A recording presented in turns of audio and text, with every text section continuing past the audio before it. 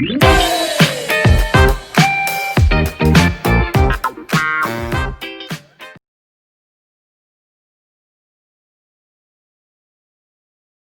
una certificado de discapacidad en Colombia. Esta discapacidad, estos certificados a veces solo lo piden es para un subsidio de familia, pero esto va más allá. Estos certificados deben llevar un registro, debe estar muy catalogado a nivel del ministerio para primero poder decir cuántos niños tenemos en nuestro país con enfermedades de discapacidad. Antes que nada, tenemos que hacer una definición clara si la discapacidad es una enfermedad o cómo definimos la discapacidad o si tan solo es una limitación, porque casi siempre lo confundimos y también tenemos un lenguaje inadecuado para hablar frente a estos niños. Es donde sí o sí, por supuesto, es una condición, es una enfermedad, un trastorno que lleva, una lesión cerebral que llevó a una condición de discapacidad. No vamos a hablar el niño con parálisis, el niño retardado, el niño bobo, esas palabras nosotros como médicos jamás las podemos usar y por eso estas son nuestras tareas para educar desde el papá, al mismo paciente, a nuestros maestros, equipos terapéuticos, porque a veces las limitaciones las estamos colocando desde los sistemas de salud. Acá donde les menciono, el registro epidemiológico, lo único que tenemos es el DANE 2018, donde sí podemos ver que tenemos un alta de trastornos y es importante entonces uno ver por departamentos y ver cómo se está comportando. Tenemos discapacidad o trastornos de los ojos, de los oídos. Recuerden que esto es muy general, pero es muy importante también que ustedes noten que antes de los 12 años es cuando tenemos estas estadísticas un poquito más amplias. Y este es el total, entonces hay discapacidad del movimiento y del sistema nervioso. Entonces, esto es muy importante poder siempre en nuestros sistemas de salud donde estemos, poder hacer esas estadísticas de trabajo para poder saber cuál es la problemática. Y es acá donde nosotros sí tenemos que hablar que la discapacidad es uno de los primeros 20 diagnósticos que tenemos en nuestro trabajo y son enfermedades del sistema nervioso central, trastornos mentales y el comportamiento es el 11%. Esa es la característica más importante. Claro, hay unas más importantes que sabemos del tejido conjuntivo, del sistema respiratorio, pero claro, debemos darle la importancia porque estos son los pacientes que más lo necesitan. Es cuando yo siempre les digo que la vida pertenece a aquellos individuos raros y excepcionales que se atreven a ser diferentes. Cuando llega un niño con Down a nuestra consulta, desde la enfermera empezamos a lastimarlos. Llegó el niño mongólico, llegó el canzón, este niño me va a romper, este niño me va a hacer. Y empezamos a estigmatizarlos.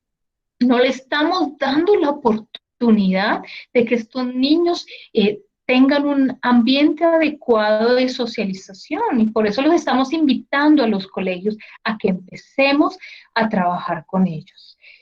En cuanto a la discapacidad, hablamos de que estamos todos aprendiendo cómo funciona nuestro cerebro.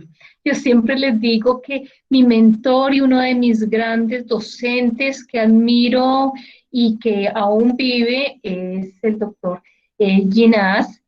Justo él es uno de nuestros neurocientíficos a nivel del mundo que representa a nuestro país y dice, yo solo sé un 5% de cómo funciona el cerebro. Entonces la persona o nosotros, los que científicos, neurólogos, fisiatras, que digamos que lo sabemos todo, no. Podemos hacer un acercamiento, pero la oportunidad de evaluación la hace cada uno de nuestros pacientes. Entonces, esto es algo importante cuando ustedes hablen de la fisiopatología, porque cada paciente se va a comportar diferente. Entonces, no podemos generalizar. Las causas de discapacidad, y esto lo vamos a hablar mucho más en cada una de las patologías. Ustedes saben que uno puede nacer con la condición o la puede adquirir en el momento de nacer por una encefalopatía hipóxico-isquémica, pero antiguamente a todo le echaban la culpa, era el momento de nacer. Y ese es un mensaje grandísimo porque cada vez somos más cuidadosos, ya hay más atención a estas mamás para que los bebés nazcan en un centro de atención médica. Entonces, el hablar no es que el niño tiene parálisis porque le faltó oxígeno, eso es lo más fácil para uno decir, eh, esta es la causa. Cuando hay otras enfermedades, que para eso es en mi trabajo como neuropediatra, de decirles a los pacientes el por qué tenemos una lesión cerebral, por qué tenemos la discapacidad. ¿Causan otras causas la discapacidad? Por supuesto, los accidentes de tránsito es una de las principales causas de diagnóstico, de atención en el servicio de urgencias. Cada vez se usan más el uso de motos, entonces tengan presente que la discapacidad no solamente uno nace con ella o son enfermedades, pero hay muchas que se adquieren. Y asimismo, en la vejez también empiezan a aparecer otras enfermedades que para eso el médico general aprende desde el recién nacido hasta la vejez de cada uno de los pacientes. Entonces, la palabra discapacidad tenemos que hablar muy claramente, y esto lo dice el Ministerio en las últimas guías, y es donde nos invitan a hablar.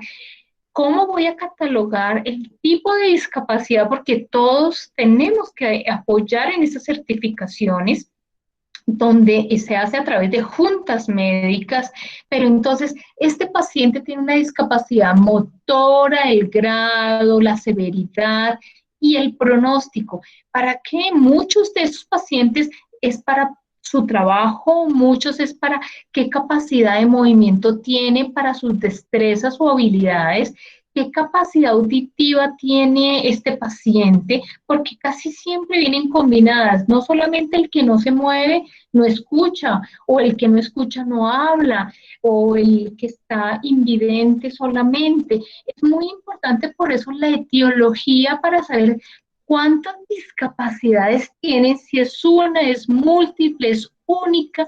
Y a mí me encanta hablar de la discapacidad mental, que ese es el tema que vamos a tener en nuestra siguiente reunión, porque lo vamos a hacer desde el enfoque de psiquiatría y el enfoque de neurología, y cómo es la discapacidad de socialización, porque esto es también muy importante. Las enfermedades mentales también se habla de que estos pacientes pueden tener una discapacidad.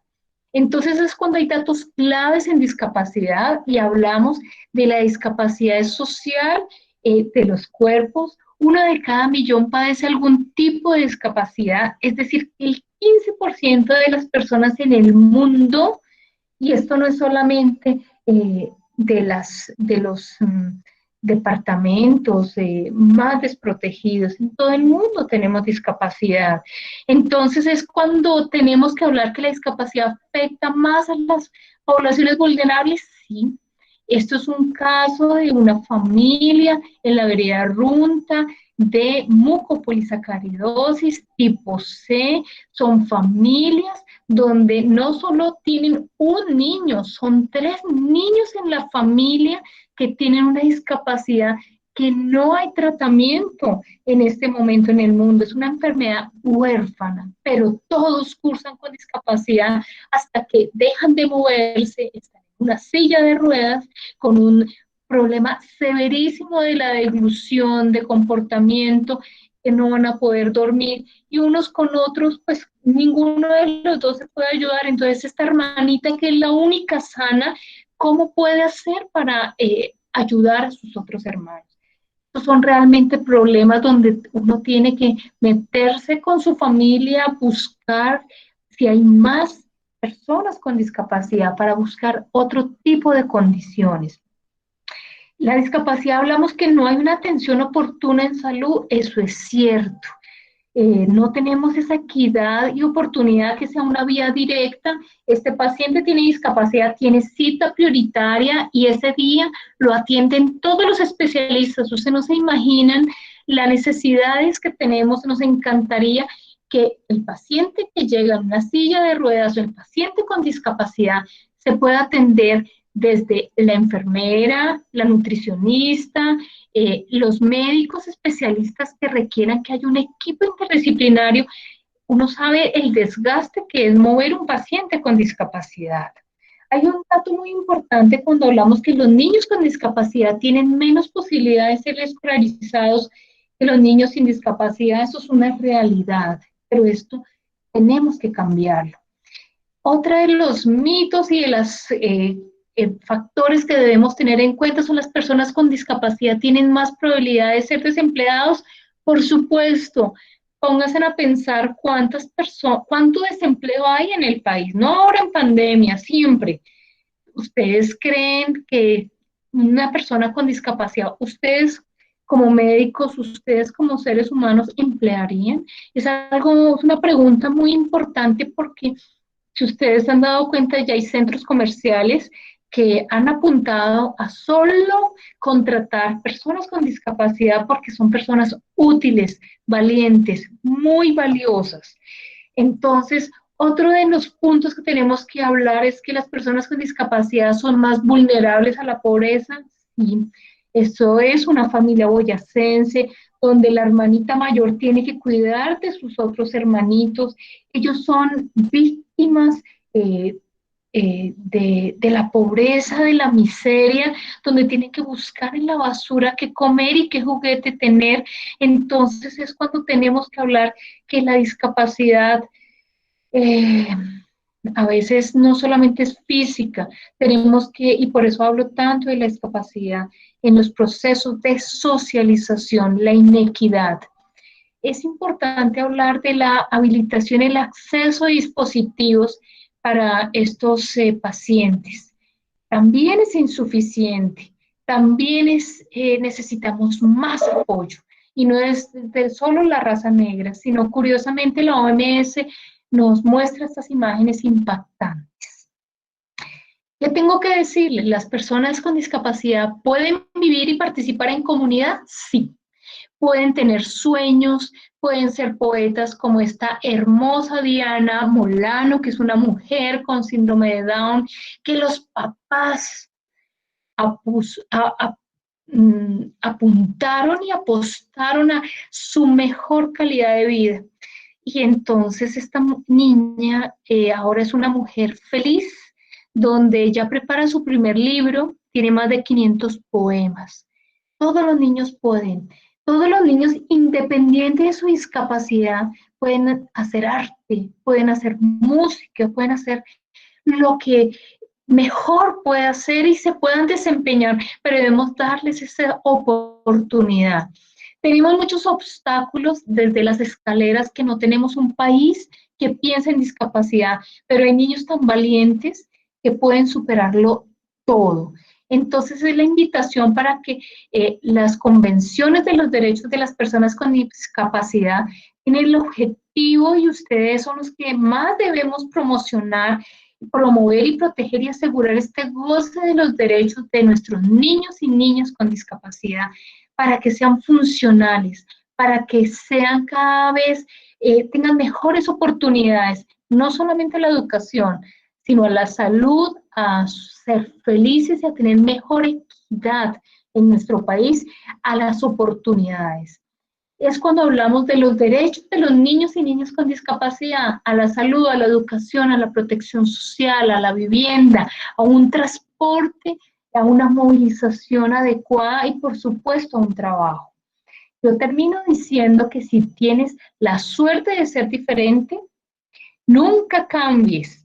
A mí me parece más lindo el pajarito azulito que los otros tres igualitos.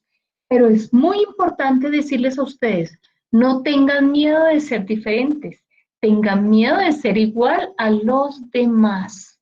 Muchas gracias por escucharme en este momento quiero hacerles una invitación bella. Les voy a enviar a través de Daniel el periódico que entregamos mes a mes en Boyacá, que se llama el informativo Tundama, donde siempre, todos los meses hago un escrito. Es una invitación a todos. Si quieren acompañarme en sus escritos, bienvenidos. Acá hice un escrito muy bonito, esto es el año pasado, en abril del año pasado, donde hablo de la belleza a la diversidad y hablo de lo que hoy estoy contándoles a ustedes. Muchas gracias a ustedes. Los dejo con una bellísima presentación. Así todos los que quieran apoyarnos en estos temarios están bienvenidos, no solamente los que rotan en neuropediatría, sino bienvenidos todos, el conocimiento es de todos. Adelante, Lisette, el auditorio es tuyo. Bueno, buenas noches a todos. Entonces, ya para comenzar con el tema de parálisis cerebral infantil, siguiente doctora. Entonces, tenemos en cuenta el término parálisis cerebral. Este va a definir como tal una serie de trastornos motores de origen cerebral que no van a ser progresivos y que van a constituir la causa más frecuente de discapacidad motora en la infancia. Entonces, esta patología va a requerir un estudio etiológico lo más detallado posible y una conducta terapéutica que incluye diferentes áreas de intervención y de especialidades con el fin de lograr la máxima funcionalidad posible del niño desde el punto de vista motor, intelectual, de comunicación y la máxima integración social. Entonces, para comentar un poco acerca de la historia, debo decir que el término parálisis cerebral tuvo su origen en 1862, cuando William John Little, un cirujano ortopedista inglés, presentó sus observaciones en un grupo de niños con alteraciones del desarrollo que en su momento describió como rigidez espástica. Entonces, él notó que en estos niños muchos concordaban con, un poco más lento, perdón, concordaban con tener antecedentes de un trabajo de parto prolongado, difícil o una presentación distóxica, a lo que concluyó que los trastornos motores ya iban a ser el resultado de trastornos en el proceso del nacimiento. Hacia la fecha de 1897 llegó Sigmund Freud, planteó él su obra Parálisis Cerebral, y mencionaba que las dificultades perinatales iban a ser el resultado de anormalidades perinatales, ya que existían como tal en el feto una causa más en sí que la parálisis cerebral. Entonces, como tal, refiriéndonos exclusivamente a la definición, entonces tenemos que el término parálisis cerebral hace referencia a un grupo de trastornos del control de movimiento y la postura que no son progresivos, que ocurren por una lesión sostenida en etapas precoces del desarrollo del sistema nervioso, que va a ocurrir dentro de los primeros 5 años. Una definición más por agregar es que es un grupo de trastornos del desarrollo del movimiento y la postura que van a causar limitación de la actividad, las cuales son atribuidas a una agresión no progresiva sobre un cerebro que está en desarrollo en la época fetal o en los primeros años. Entonces, con frecuencia, esta patología está acompañada de trastornos sensoriales, cognitivos, de la comunicación, perceptivos, de conducta y o por epilepsia. Debemos tener presente ciertas características esenciales que hacen parte de este síndrome. Entonces, entre ellas están 1, que es un trastorno de predominio motor, sin embargo, puede acompañarse de otros déficits. 2, la lesión no es progresiva, sin embargo, las manifestaciones pueden experimentar cambios en relación con el crecimiento y el desarrollo del niño, y si estas no se intervienen en pro de la neurorehabilitación, puede producirse deterioro muscular, esquelético y o funcional, que ya sea a mediano o a un largo plazo. Tercero, la localización de la alteración es cerebral. Cuarto, ocurre en etapas del crecimiento acelerado del cerebro, que es un periodo que para ciertos niños va a ser hasta los 3 años y para otros va a ser hasta los 5 años. Y quinto, debe excluirse una enfermedad progresiva del sistema nervioso central. Entonces, en esta patología debe ser fundamental descartar sus diagnósticos diferenciales, en especial porque es una patología que necesita de un diagnóstico etiológico lo más exacto posible, una revisión permanente de este diagnóstico a fin de excluir otros trastornos progresivos y por otra parte necesita tratamiento motor y de los déficits asociados, ya sea también en educación, servicio social, etcétera.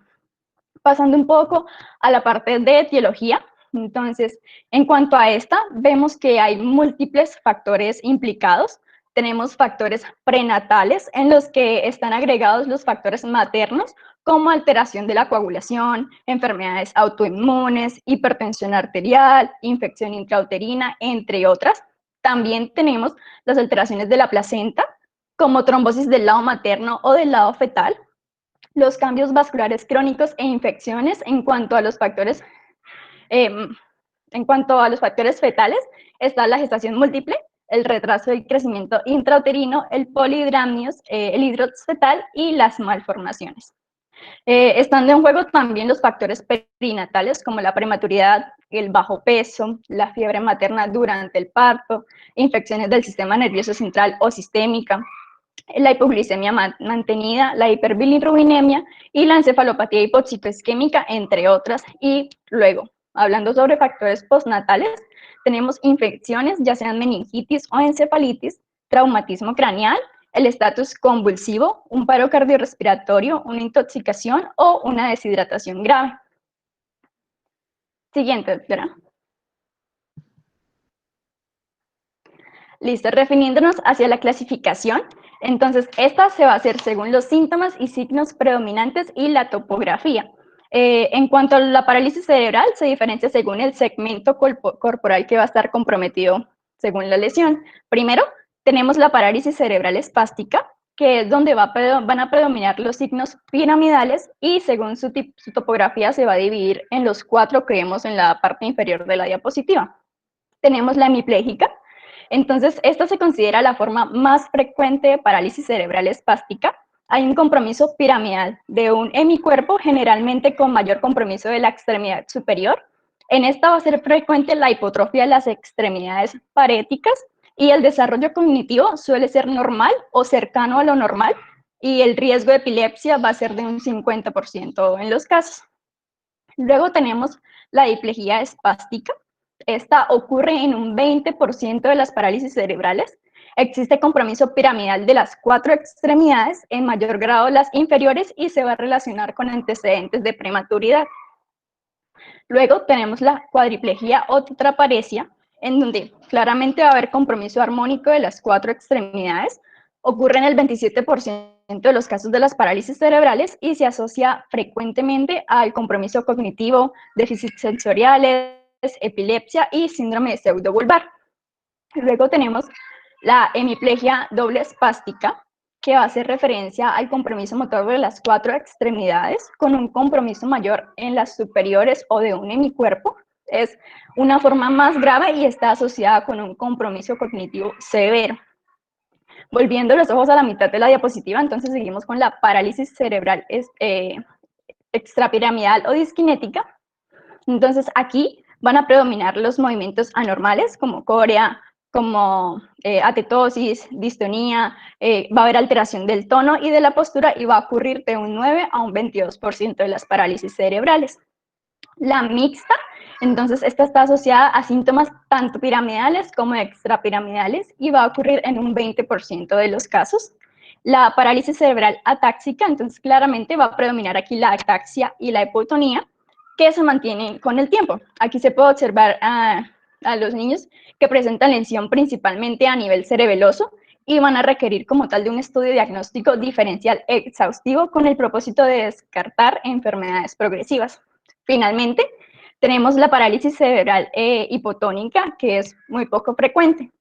Además de estas, también se va a dividir de acuerdo al grado de la limitación funcional en la actividad de la vida diaria del niño. Entonces tenemos leve, sin limitaciones, moderada, con algunas limitaciones, y severa, con importantes limitaciones. Debemos tener en cuenta que la evolución de la parálisis cerebral va hacia la adquisición de habilidades motoras, cognitivas y del lenguaje. Entonces, el nivel de adquisición va a depender del tipo de parálisis cerebral y del grado del compromiso encefálico, como también de los déficits asociados que vamos a hablar más adelante. Se menciona que los niños con hemiplegia van a adquirir la marcha hacia los 2 años, en tanto que los niños que presenten displejías espásticas, en más del 50% de los casos, se va a lograr hacia los 3 años. Entonces, siguiente, doctora, una imagen. Exactamente. En las imágenes, pues podemos identificar las extremidades comprometidas según el tipo de parálisis cerebral. Entonces, en la tetraparesia encontramos las 4 extremidades afectadas. En la diplejía, las extremidades inferiores gravemente afectadas en comparación con las superiores, que están pues en menor medida. En la hemiparesia tenemos compromiso de la extremidad superior e inferior de un solo lado del cuerpo. Siguiente. En la hemiparesia doble hay compromiso de las 4 extremidades con predominio ya sea de las superiores o de 2 de un lado del cuerpo. Entonces, siguiente. Gracias. Para determinar la función motora, nos vamos a guiar por el sistema de clasificación de la función motora gruesa, y aquí se va a dividir por niveles según la capacidad del paciente. Entonces tenemos el nivel 1, en donde vamos a encontrar un niño que camina sin restricciones y tiene limitación en actividades motrices complejas. El 2, que él o ella podrá caminar sin dispositivo de ayuda y hay limitaciones para andar en exteriores y pues en su barrio o comunidad. En el nivel 3 ya se necesita de dispositivos de ayuda con limitaciones al andar en el exterior.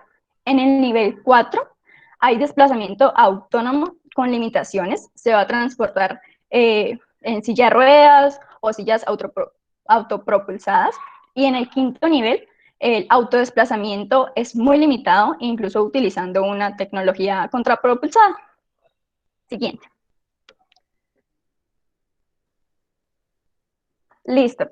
Hablando acerca de fisiopatología, entonces, antes de mencionar la fisiopatología de lo que es exactamente la parálisis cerebral como tal, debemos hacer un repaso de lo que es la vía piramidal, espasticidad, con el fin de un mejor entendimiento. Entonces, primero, quiero que pongan, con cada parte que voy diciendo, quiero que pongan mucha atención a las imágenes que se encuentran en las diapositivas para que se puedan guiar de una mejor forma.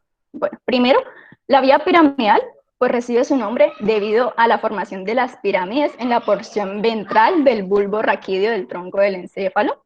Estas van a estar constituidas por los tractos córtico espinal anterior, córtico espinal lateral y cortico nuclear o geniculado, que en conjunto se van a llamar la motoneurona superior. Estas van a estar formadas por 1 millón de fibras que en su mayoría van a ser mielínicas, otras amielínicas, y un grupo muy pequeño va a ser de fibras gruesas que van a representar las fibras con una velocidad de conducción más alta de todo el cuerpo humano. Pues como tal, la vía piramidal es un sistema de conducción lenta, tiene su origen en la circunvolución frontal ascendente del córtex motor primario y premotor, y aquí es donde van a nacer cerca del 80% de las fibras. El otro 20% pues va a estar dado por fibras de áreas postcentrales y parietales, que son el sitio de áreas sensitivas primaria.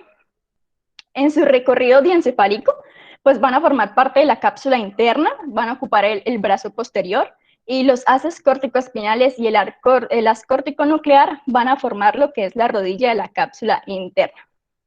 Entonces, por otra parte, vamos a ver que el 80% de las fibras tienen un curso contralateral, es decir, se van a cruzar en las pirámides del bulbo, localizándose a nivel de la médula oblonga dorsal a las astas laterales, y van a formar así el tracto corticoespinal lateral, el cual se va a encargar de la musculatura distal de las extremidades. Las fibras que no se van a decruzar van a continuar como el haz corticoespinal anterior, y estas se van a encargar como tal de la musculatura axial, y para ambos así van a terminar a nivel de lo que es la médula cervical y torácica, con predominio en la cervical, más exactamente en lo que es la lámina de Rexen de la 4 a la 8. Bien, la vía piramidal tiene como función lo que son los movimientos voluntarios del cuerpo, tanto los movimientos amplios realizados por los músculos proximales de las extremidades, como los movimientos finos dados por los músculos distales pues, de estas mismas. Al mismo tiempo, la vía piramidal va a ejercer un control sensitivo y vegetativo del organismo, y la lesión a cualquier nivel de la vía puede estar causada por diversas patologías que, pues, entre otras manifestaciones, pueden cursar con la espasticidad. Entonces, además del estímulo de las neuronas piramidales, los núcleos situados en el tronco del encéfalo, como rubro espinal, como retículo espinal y el vestíbulo espinal, que comúnmente descargan durante el movimiento, pues por tanto, la destrucción de estas neuronas puede llegar a sí mismo a afectar la precisión del movimiento. Entonces, para hablar más bien de la espasticidad y su definición, este va a ser un trastorno motor caracterizado por un aumento dependiente de velocidad en el reflejo del estiramiento muscular, que también es llamado el reflejo miotático, con movimientos exagerados en los tendones, que se acompaña de hiperreflexia e hipertonía debido a la hiperexcitabilidad neuronal que existe, siendo uno de los signos del síndrome de motoneurona superior. Entonces, hablando más de lo que caracteriza esta vía en cuanto a su fisiología, entonces vamos a ver la introducción a las alteraciones motoras. Entonces, una alteración motora es cualquier anomalía que condiciona una reducción o una ausencia en las habilidades motoras del cuerpo. Esta puede ser causada por algún tipo de lesión en cualquiera de las estructuras involucradas en esta función de movilidad. Pueden ser las fibras musculares, pueden ser la sinapsis neuronal, axones neuronales, corteza motora, entre otras. Tenemos también los tipos de fibras musculares. Entonces, los músculos están compuestos de dos tipos de miofibrillas que difieren de su metabolismo energético. Entonces, tenemos las fibras tipo 1, que corresponden a fibras de contracción lenta, que dependen de forma primaria de lo que es el metabolismo oxidativo aeróbico, y esas van a estar involucradas en contracciones mantenidas, como es el mantenimiento de la postura. Luego tenemos las fibras 2A, que van a ser de contracción rápida, pero que de igual forma van a intervenir en cierta forma en una actividad sostenida. Y estas fibras son tanto aeróbicas como anaeróbicas. Refiriéndose a la siguiente imagen, algo acerca del arco y reflejo, pues esta como tal va a ser la unidad básica de actividad nerviosa integrada y va a consistir de un órgano sensorial. Entonces tenemos el órgano sensorial, la neurona aferente, una o más sinapsis en un ganglio simpático, una neurona eferente y el tejido efector. Entonces, reconocemos que el impulso nervioso aferente es transmitido por el cuerpo de la neurona de afuera hacia adentro, y el impulso nervioso eferente ya se forma cuando la neurona transmite sus impulsos en dirección centrífuga, es decir, del sistema nervioso central al periférico, que serían las motoneuronas. Entonces, este arco reflejo va a comenzar en el receptor sensorial para producir un potencial de receptor. Estos son potenciales de todo o nada en el nervio aferente, los cuales son proporcionales a la intensidad del potencial del receptor. Por otra parte, los reflejos se clasifican en reflejos monosinápticos, los cuales consisten en una sola sinapsis entre las neuronas aferente y eferente y van a ser característicos del reflejo miotático o de estiramiento muscular, donde el músculo esquelético, con su inervación intacta, es estirado y contraído sin la presencia de una interneurona. Y en los reflejos polisinápticos, el número de sinapsis varía de 2 a varios cientos. Luego tenemos el uso muscular, que es donde quiero que veamos la imagen inferior derecha. Entonces, el uso muscular es un órgano sensorial especializado que consiste en un pequeño conjunto de fibras musculares que van a estar contenidas en una cápsula de tejido conectivo que va a estar paralela a las fibras extrafusales del músculo esquelético. Entonces, sus fibras musculares intrafusales van a estar inervadas por las motoneuronas gamma, como lo vemos en la imagen. Y al igual que las motoneuronas alfa, las gamma se encuentran en el asta anterior de la médula espinal y van a estar específicamente dispersas aquí y van a inervar incluso el mismo músculo. Bien, para hablar un poco de la integración del reflejo miotático, entonces, al excitar a los huesos musculares y aumentar la longitud de las fibras musculares, las grandes fibras que van a rodear al huso se van a contraer de forma refleja. Pues anatómicamente, las fibras sensoriales de tipo 1A que provienen del huso van a entrar al asta dorsal de la columna vertebral y van a hacer sinapsis de forma directa con las neuronas del asta ventral, las cuales inervan las fibras musculares que van a originar el estímulo inicial. Entonces, bajo condiciones normales, El reflejo miotático tiene una baja actividad, la cual va a ser iniciada por una leve excitación de las neuronas motoras. El umbral es bajo y desencadena una descarga aferente que va a producir una inhibición presináptica por medio de las fibras 1B. En la contracción voluntaria, entonces aquí en esta explicación quiero que pensemos en tres cosas. Primero, el reflejo, la contracción voluntaria y la espasticidad. Entonces ya hablamos de lo que es el reflejo, es algo que ocurre rápido y se detiene rápido, por decirlo así. En la contracción voluntaria, todo lo anterior se incrementa con la diferencia que la inhibición producida de las fibras 1A y 1B disminuye, porque hay un estímulo y nosotros movemos, pero ese movimiento puede volver a su posición de forma lenta. Sí, me estoy haciendo entender. Bueno, en contraste, en la espasticidad, la inhibición presináptica de las fibras 1A y 1B se va a encontrar reducida y la actividad del reflejo de estiramiento muscular aumenta. Es decir, que en una espasticidad hay un movimiento rápido, pero volver a la normalidad es más difícil. Bueno, pasando al tono muscular y las alteraciones de este, el tono muscular pues es la resistencia al estiramiento del músculo y su incremento pues se va a conocer como hipertonía. El tono muscular es la contracción muscular sostenida que está presente incluso en reposo, lo que significa que la persona está en un estado basal de contracción, es decir, un tono normal para eso.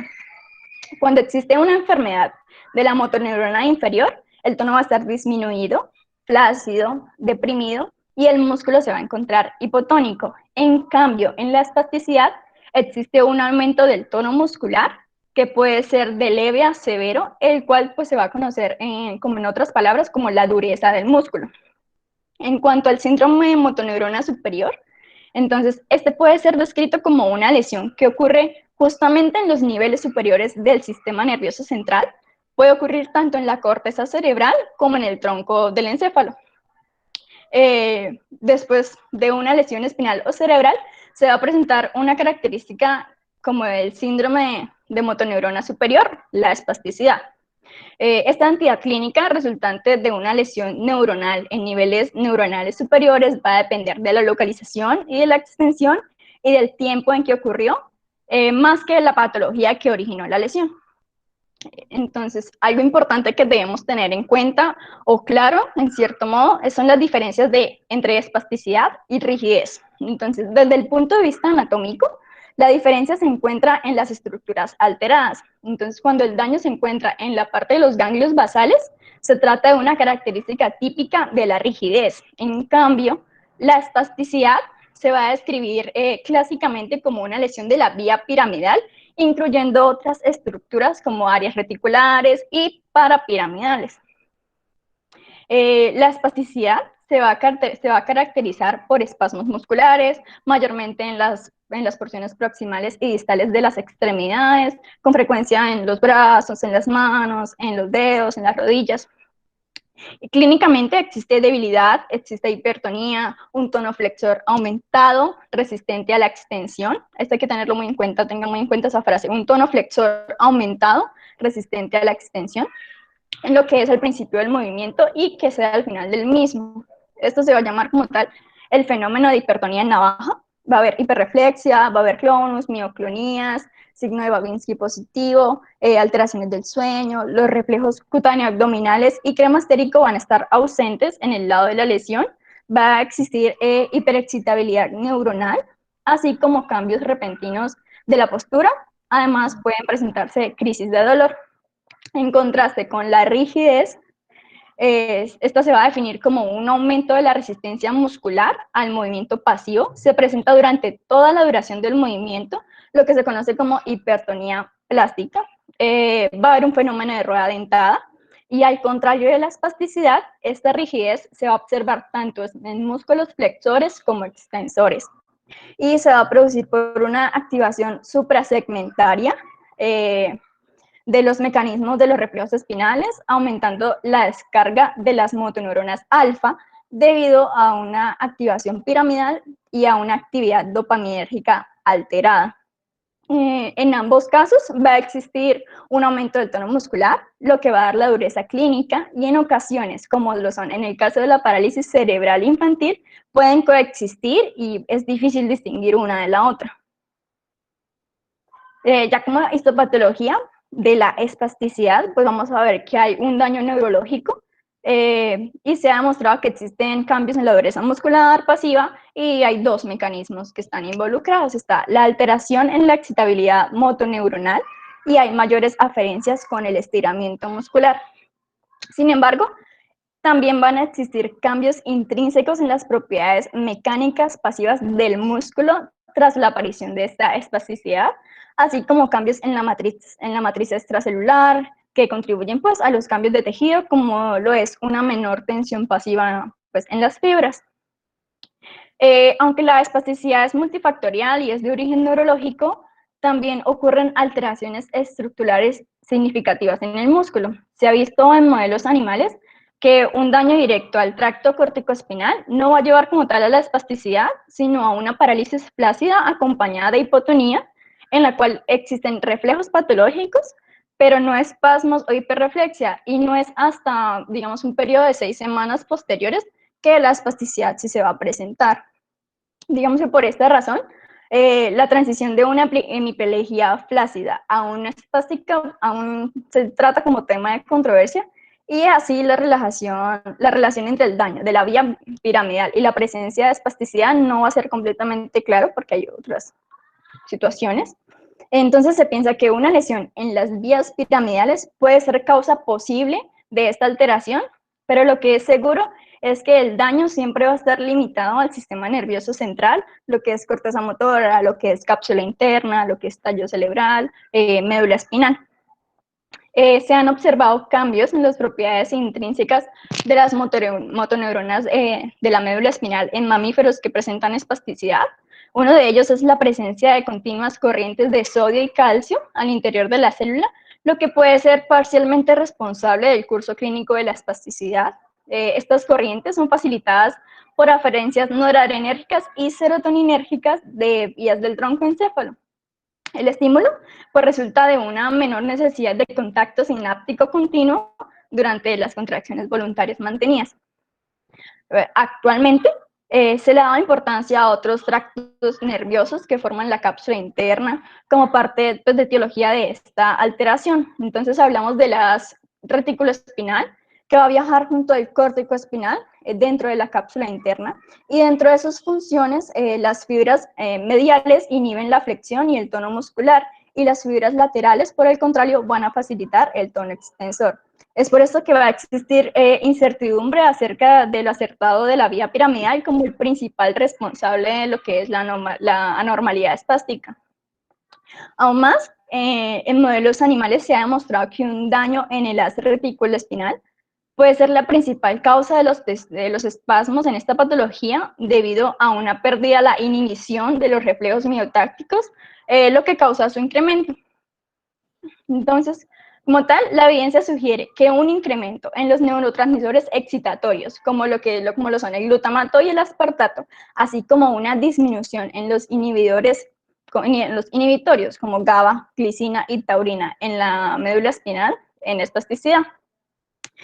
También existe una alteración en las motoneuronas alfa, con una menor cantidad de botones dendríticos de estas neuronas, lo que se demuestra pues, en algún grupo de fibras musculares. Más aún, se cree que otras vías, como el tracto vestibuloespinal lateral, que es responsable de la excitación de las motoneuronas en el cuello y en el dorso, tienen que ver con este trastorno. Por lo tanto, se menciona que la espasticidad puede ser el resultado de un desbalance entre mecanismos inhibitorios y excitatorios de las motoneuronas espinales.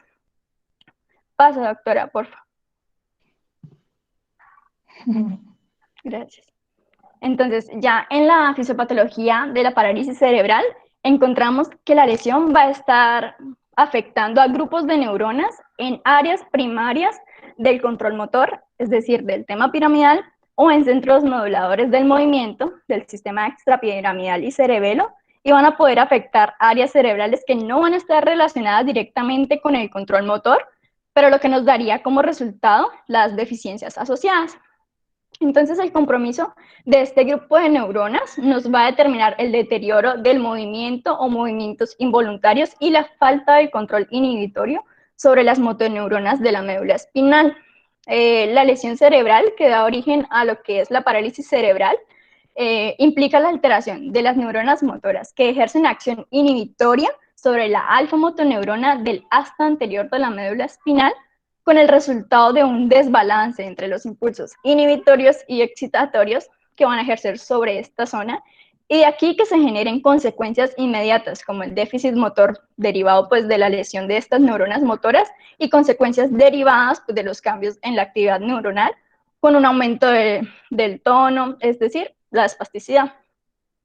Asimismo, juntando el déficit motor y la espasticidad, se va a contribuir a la reducción de rangos articulares y o a las contracturas. Siguiente. Por favor. Gracias. En esta imagen, pues esta es una imagen resumen prácticamente de la fisiopatología de la parálisis cerebral, un poco más didáctica y bastante corta, y de las consecuencias de la misma.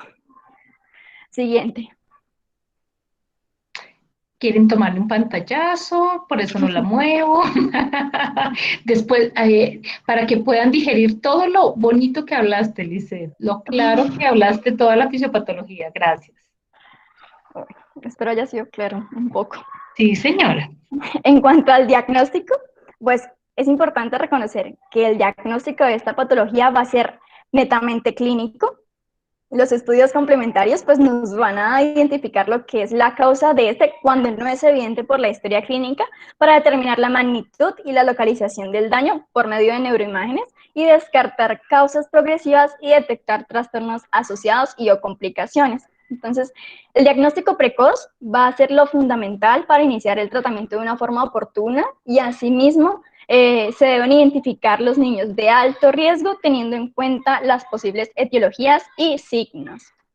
Las dos tablas que vemos en la diapositiva pues son explícitas y son una guía que podemos seguir para llegar al diagnóstico de esta afección. Entonces, para comenzar, debemos estar muy al tanto de la historia clínica del paciente, tener presente los factores de riesgo pre, peri y postnatales. Se deben valorar los ítems del desarrollo y la calidad de la respuesta de estos, observar la actitud y la actividad del niño en diferentes posiciones, prono, supino, sedestación, bipedestación, suspensiones. Debemos observar también los patrones de movimiento teniendo en cuenta lo que sea la motricidad fina y la amplia, el examen del tono muscular, tanto pasivo como activo, el examen de los reflejos osteotendinosos, que ya Clonus, signo de Babinski, Rosolino, también la valoración de los reflejos primarios y de los posturales, lo que es el enderezamiento cefálico, el de paracaídas y Landau.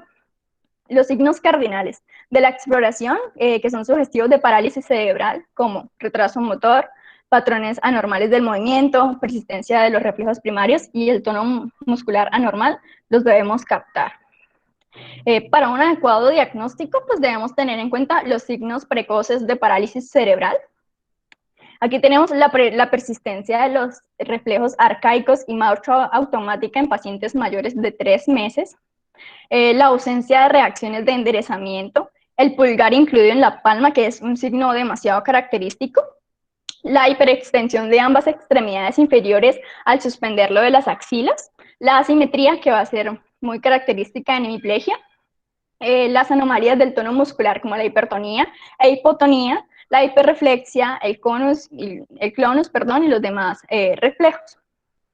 Lo que veríamos en un paciente hipertónico es hiperextensión cefálica, hiperextensión del tronco, espasmos extensores intermitentes, opistóctonos, en los casos más severos, la retracción de los hombros, la actividad extensora de los brazos, la hiperextensión de los miembros inferiores en tijera, el pataleo en bloque y sin disociar. Si este presenta lo que es hipotonía, entonces encontramos un tono postural bajo, una escasa actividad, una hipermovilidad articular, posturas extremas como el libro abierto y reflejos osteotendinosos vivos como Clonus, entre otros. Y ya pasando un poco a los exámenes complementarios que podemos usar, entonces tenemos la neuroimagen, que esta está recomendada en todos los niños con parálisis cerebral. Si es recién nacido, se menciona que se puede realizar inicialmente una ecografía transfontaneral, pero actualmente la más específica es la resonancia magnética. Si hay sospecha de infección congénita, puede pensarse en la realización de un TAC craneal para visualizar mejor las calcificaciones, y los hallazgos nos pueden servir para confirmar la existencia, localización y extensión de la lesión, incluso de la etiología, aunque debemos tener presente que no siempre va a existir relación entre el grado de lesión visible en neuroimagen y el pronóstico funcional de nuestro paciente. Acerca del electroencefalograma, pues no es necesario en el diagnóstico, ya que un gran porcentaje de los niños con parálisis cerebral desarrollan epilepsia, pero sí se recomienda para la detección de pacientes con más riesgo y para el seguimiento de estas crisis epilépticas.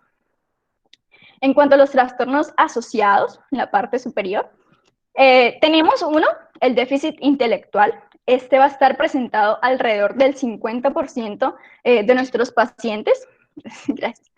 Los portadores de parálisis cerebral extrapiramidal van a tener un mejor nivel intelectual, y aquellos con tetraparesia espástica pues van a cursar con un déficit intelectual más severo. Luego tenemos la epilepsia, que se presenta en un 25 a un 30% de nuestros pacientes. Van a ser de diferentes tipos y de inicio entre los primeros años de vida. Es más frecuente en niños con parálisis cerebral hemipléjica y cuadripléjica y con mayor déficit intelectual. Tenemos el déficit visual, que se va a presentar en el 50% de los niños con parálisis cerebral. Su severidad va a estar asociada a la del trastorno motor y mental.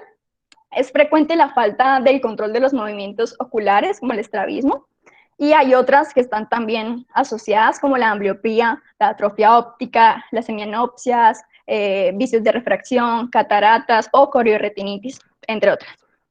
El déficit auditivo va a estar entre un 10 a un 15% de las parálisis cerebrales, más frecuente en la extrapiramidal, que va a estar secundaria a kernicterus o encefalopatía bilirrubínica en hijos de madres RH negativas que no estén inmunizadas.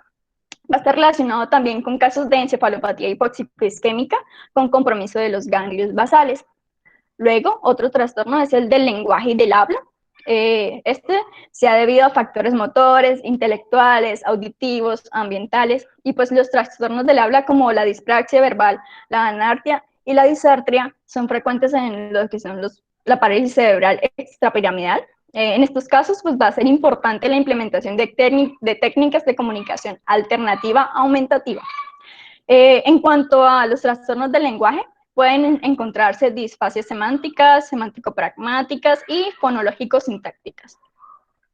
Ya para el trastorno del aprendizaje, tenemos la dislexia o la discalculia, y en este punto sería adecuado que intervinieran educadores capacitados para asumir procesos de integración a la escolaridad en niños habilitados para esto. Ya en el trastorno del sueño, pues son frecuentes en pacientes con parálisis cerebral. Van a requerir manejo con estrategias de hábito del sueño y, si es necesario, el uso de fármacos reguladores del sueño o del ciclo sueño-vigilia. Los trastornos psiquiátricos, pues estos se van a hacer presentes, los trastornos de conducta con auto y heteroagresión. Estos son motivo de consulta frecuente y van a requerir manejo farmacológico cuidadoso, porque se menciona que el uso de tranquilizantes neurolépticos puede llegar a exacerbar movimientos anormales, incluso tras la suspensión de estos. Los trastornos de ánimo pueden llegarse a notar en pacientes que estén muy discapacitados y con un buen potencial intelectual, principalmente hacia la adolescencia. Estos trastornos que pueden ocurrir son bipolares o psicosis, y estos pueden ser de igual forma provocados por ciertos medicamentos.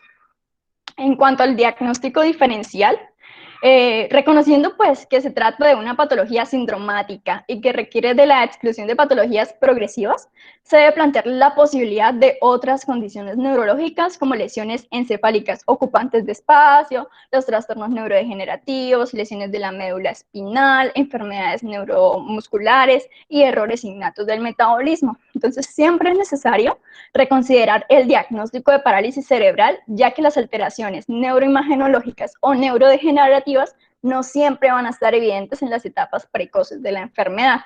Reconociendo lo anterior, todo niño con trastorno motor crónico va a requerir de un análisis profundo acerca de identificar la posible patogenia, objetivar y registrar las características del compromiso motor y el estado funcional periódicamente para asegurarnos de que no vaya a existir progresión, que no vaya a existir aparición de nuevos síntomas o si los hay, notificarlos, signos y alteraciones en la neuroimagen y definir un diagnóstico planteando posibles causas progresivas y o tratables.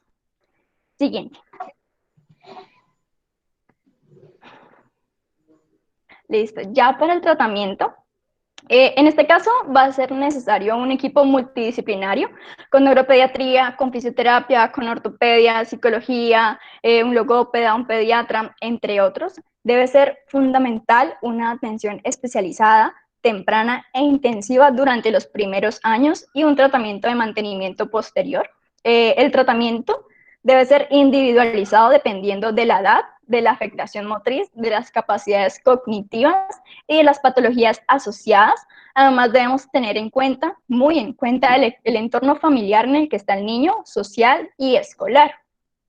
En cuanto al tratamiento del trastorno motor, van a ser fundamentales 4 pilares. El primero, la fisioterapia, con ortesis y técnicas de estimulación y relajación, asimismo una fisioterapia de mantenimiento que va a estar dirigida a evitar los trastornos posturales, la escoliosis, aumento de las retracciones tendinosas. Luego tenemos la farmacoterapia, en donde se utilizará para la parálisis espástica medicamentos como el baclofeno y el diazepam, que son utilizados, pero de utilidad reducida por sus efectos secundarios. Hay fármacos de inyección local, como son la toxina botulínica, y se menciona que el baclofeno intratecal puede ser una opción. En cuanto a la parálisis discinética, son de poca utilidad los fármacos, sin embargo, se ha llegado a considerar el uso de levodopa cuando la etiología no es clara o en casos atípicos. Otros fármacos que pueden funcionar son las benzodiazepinas a dosis bajas o el triazifenidilo, y el baclofeno intratecal puede reducir las distonías en niños con afectación grave. Pasando al tratamiento quirúrgico, entonces se puede pensar en cirugía ortopédica por medio de tenotomía, neurectomía, trasplante de tendones, alargamiento de estas unidades tendinosas, osteotomías, en fin, con el fin de evitar o limitar las retracciones articulares, la escoliosis, la deformidad en equino, las displasias o las luxaciones de cadera, entre muchas otras complicaciones. En cuanto a neurocirugía, se tienen en cuenta 2 técnicas principales para el tratamiento de la patología, que son la bomba de diclofeno intratecal y la rizotomía dorsal selectiva. Entonces, al hablar sobre un tratamiento más general, debemos pensar en vigilar el desarrollo y el crecimiento pondestatural adecuado, preocupándonos por el aporte nutricional, vitamínico, de vacunas, alimentos suplementarios, etcétera. El manejo nutricional pues tiene como objetivo mantener la eutrofia y evitar los estados carenciales en nuestro paciente. La detección y el tratamiento de las infecciones, especialmente las respiratorias, porque en niños con esta patología es una causa muy frecuente de morbilidad. De aquí que se deban implementar precozmente técnicas que permitan mejor movilización de secreciones y una función ventilatoria óptima. Asimismo, debe haber un entrenamiento a los padres en la asistencia mecánica de lo que es la tos y prevenir la aparición de la insuficiencia respiratoria, con ciertas manifestaciones como cefalea matinal, fatigabilidad diurna y o las anormalidades del sueño. Luego debemos tener muy presente la detección de trastornos de la deglución y el tratamiento precoz de estos mismos, incluida la indicación precoz de una gastrostomía. Entonces, se recomienda gastrostomía en uso de sonda gasogástrica por más nasogástrica, perdón, por más de 2 meses, en neumonías aspirativas recurrentes, en tiempos de alimentación excesivamente largos y o el rechazo alimentario. En cuanto a la osteopenia, en la mayoría de los casos es de origen multifactorial y está relacionada con la falta de movilización, una baja ingesta de minerales, una reducida absorción de la vitamina D y o la alteración del metabolismo de la vitamina D por o debido a fármacos antiepilépticos. Esto va a afectar principalmente a niños que no van a lograr la marcha y que no mantienen bipedestación asistida diariamente. Esta osteopenia pues, puede ser asintomática o manifestarse con fracturas sin trauma previo. En estos casos se debe asegurar un aporte de vitamina D y calcio y la descarga diaria de peso mediante aparatos de bipedestación en niños no ambulantes. El tratamiento va a incluir suplementación de vitamina D, calcio y bisfosfonatos. En cuanto a los dolores crónicos, el manejo del dolor, estos dolores se asocian a escaso movimiento, a retracciones, a deformidades articulares, a la osteoporosis, a fracturas asociadas a traslados o movilización en hueso patológico, debido pues, a la dificultad de la comunicación de varios pacientes. Vamos a tomar como medio diagnóstico el uso de escalas visuales de dolor, de protocolos antiálgicos y el uso preventivo de analgésicos previo a actividades que puedan ser potencialmente dolorosas, como son las elongaciones en la terapia física. Ya el manejo como tal de la epilepsia se da con el propósito de mejorar el control de las crisis con una menor repercusión posible y de los efectos adversos en el paciente. Se debe brindar un apoyo psicológico y psiquiátrico a la familia, es importante.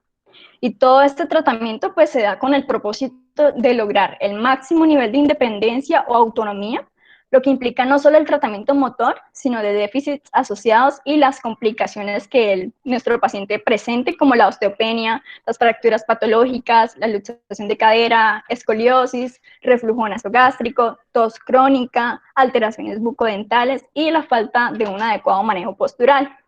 Los tratamientos han sido dirigidos como tal a optimizar la función, a tratar los efectos de la lesión de la primera motoneurona, que son la espasticidad, la distonía y otros movimientos involuntarios, a manejar los trastornos asociados como epilepsia, déficits sensoriales, entre otros, y a tratar las complicaciones neurológicas y musculoesqueléticas a mediano y a largo plazo. Y finalmente, lograr la integración a la educación y capacitación laboral de acuerdo pues, al grado de discapacidad que presente nuestro paciente. Eso sería todo. Muchas gracias a todos. Muy bonita presentación, muy amplia. Daniel, voy a dejar de compartir la presentación para ver si vemos las preguntas del auditorio. La doctora Marta Vanessa, no sé si está en este momento, tiene algún aporte para la doctora Lisset, para nosotros, para el público. Bienvenida. Hola, Doc Marta. Bueno, muchas gracias. Espacio. Muchas gracias. ¿Me escuchan? Sí, señora. Ok. Bueno, presentación, muchas gracias. Muy completo. Pues, si me permiten, pues digamos que me gustaría hablar de algo sobre el auditorio es todo suyo, doctora. Muchas gracias.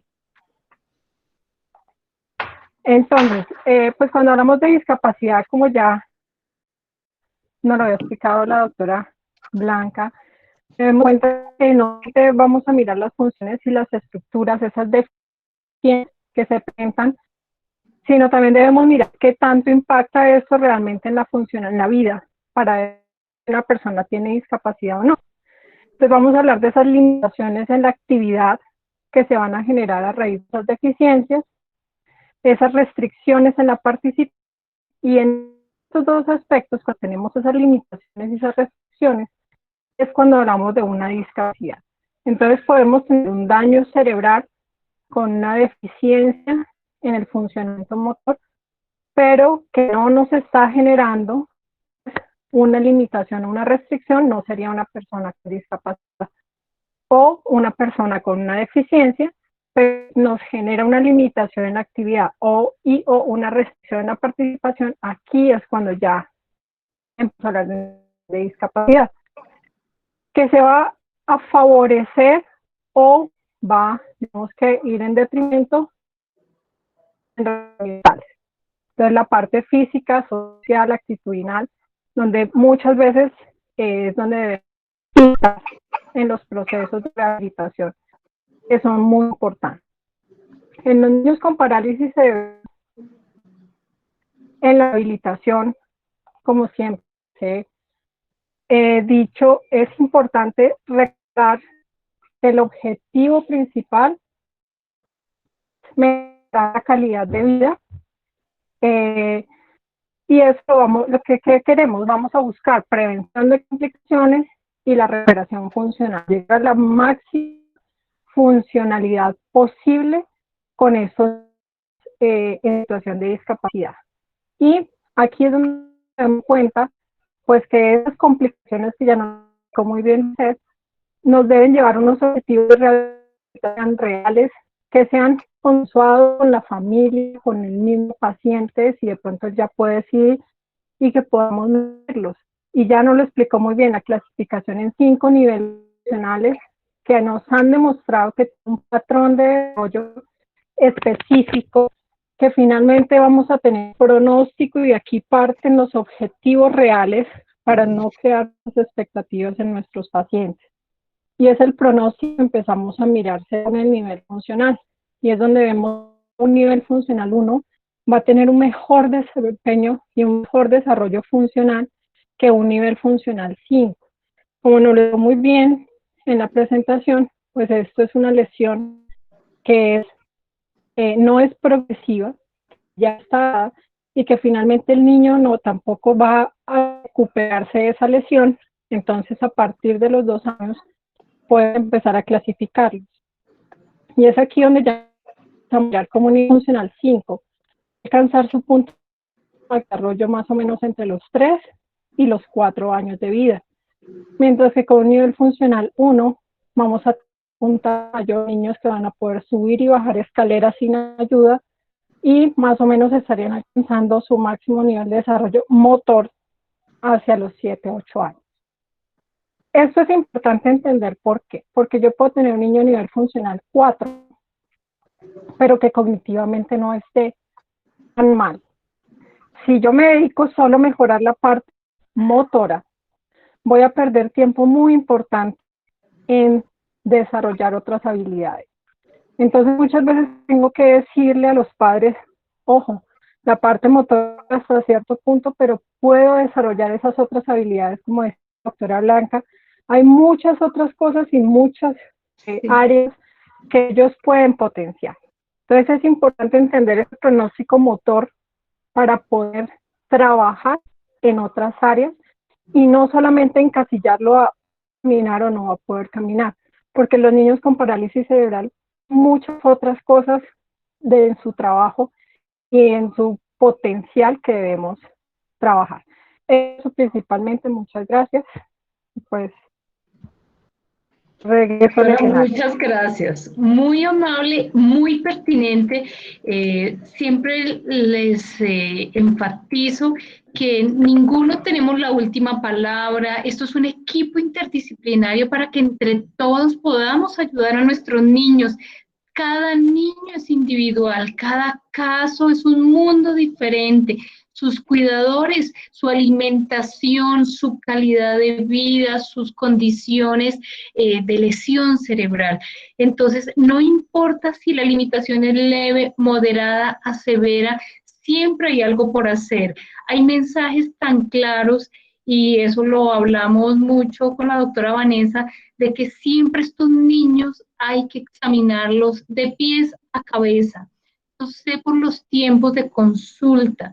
Por favor, retirémosles la ropita para hacer el examen neurológico. Es muy difícil mover a estos niños cuando están duros. Hablamos que son niños palito, están muy espásticos, pero mamá nos ayuda y mamá hasta nos enseña esa agilidad que ella lo hace, le quita, le pone, pero aprendamos un poquito, saquémoslo de la silla de ruedas, pasémoslo a la camilla y examinemos a estos niños. A mí me da tanto dolor cuando me dicen los papás, doctora, es que usted ha sido la primera que me lo examina. Me da pena por los colegas que pasaron previamente y no examinaron a un bebé. ¿Qué pasa con estos niños? Y el tema es tan amplio que tenemos que evaluar esas deformidades que también son muy importantes, que le causan mucho dolor. La doctora Lice nos habló claramente de la necesidad de cirugías, en tanto ortopedia y de neurocirugía. Esa columna se empieza a deformar, esas articulaciones crean retracciones severísimas, donde tenemos que evaluar muy bien. ¿Y qué pasa asociado a ello? Si no hay cambios de postura de forma adecuada, van a causar lesiones en piel y lesiones de contacto. Más aún, estos niños también pueden ser vulnerados por, sin querer, el maltrato, porque como ellos son indefensos y no se pueden ayudar, pueden ser maltratados por sus cuidadores, y ustedes como doctores tienen que reportar estos casos, tienen que evaluar muy bien y hacer el seguimiento. Este bebé que acude por urgencias de forma repetitiva, algo tiene y ustedes tienen que buscar. Yo sé que a veces uno dice, ay, otra vez llegó esta mamá, otra vez esta mamá, pero es una mamá que necesita ayuda, necesita angustia, a veces solamente es que la escuchen. Entonces estos son mensajes muy importantes porque estos niños son los menos trabajamos, por eso esta invitación para la doctora Marta Vanessa era tan importante, porque nosotros debemos apoyarnos entre todos y ustedes son la puerta de entrada para el apoyo y ese soporte, y no les dé miedo tocarlos, no les dé miedo porque siempre los vamos a tener, y cuando usted atiende bien a un niño, le van a seguir llegando porque estos niños no los sacan de sus casas, estos niños están encerrados. Es cuando les invito, cuando hagan su rural, vayan a las casas, empiezan a hacer notificaciones porque estos niños no aparecen en el DANE. Estos niños están guardados en su casa porque les da pena sacarlos de sus casas. Son pequeños mensajes porque fue algo que me pasó a mí, y es una oportunidad de trabajo, no solo para, como les mencionaba, crear los programas muy bien montados por ustedes de médicos de crecimiento y desarrollo, y no relegarlo a solo la enfermera, sino que ustedes hagan parte de ese trabajo y buscar a todos nuestros niños y también acompañarlos en la escuela. Son invitaciones, hay mucho trabajo por hacer. Lice, te tengo 1000 preguntas, pero también te tengo 1000 felicitaciones.